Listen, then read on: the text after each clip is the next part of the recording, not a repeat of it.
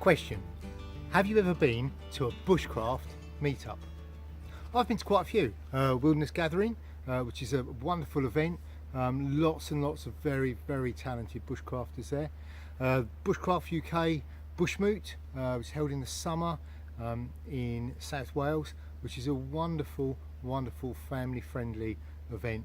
Not so commercial, nonetheless still full of very talented, very genuine people. Cornish RV down in Cornwall, usually held over the Easter, is another really, really good bushcraft meetup. And then there are also the smaller regional bushcraft meetups, and I've been to ones in Kent, Sussex and down in Devon, and they're really, really good, and I've had some really, really nice experiences at those. Met some really good, very genuine, very talented bushcrafters. I don't tend to go to a huge number of them nowadays, for many reasons. One is having a young family, but also while I enjoy going along and meeting all the people, what I find happens is that you drive there, you arrive at the venue, you open the boot of your car, you put your rucksack on, you walk 100 yards, and you then take your rucksack off, put your hammock up, and that's it. You then go under a parachute, you maybe do some cooking, go and get your Dutch ovens and all your stuff out of your car, and it's great, and a lot of people really, really enjoy that aspect of it. For me, to do it on a regular basis, it's a little bit too car camping.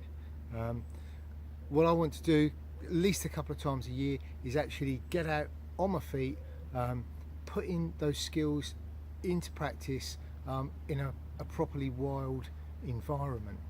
The wooden settings that most people use for their meetups are wonderful, and it's really nice to sit and carve spoons and make projects, but I like to take those projects and actually use them in a wild environment. So as I said, a couple of times a year I like to get out on my feet and put the skills into practice, somewhere a little bit wild, a little bit remote. Appreciate not everyone is able to do that, and you take what you can get, but I have the ability to do it, and so it's something that I like to do, and it's something that I've really always done. I've been up to northwest Scotland, the Welsh mountains, both North and South Wales, and the bit running right the way through the middle, Dartmoor and the west of England, the various strips of coastline, and I've always done that, always made the time to try and get out and put all the skills into practice.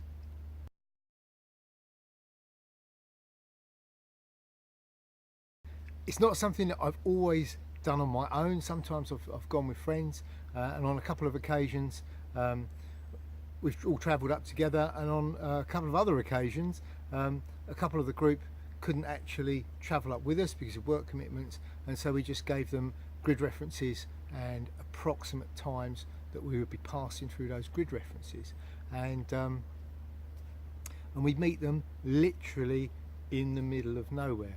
By the time you've got sort of half a dozen friends out there, you've got a proper wilderness gathering, a group of us out in the middle of nowhere, far away from the modern world,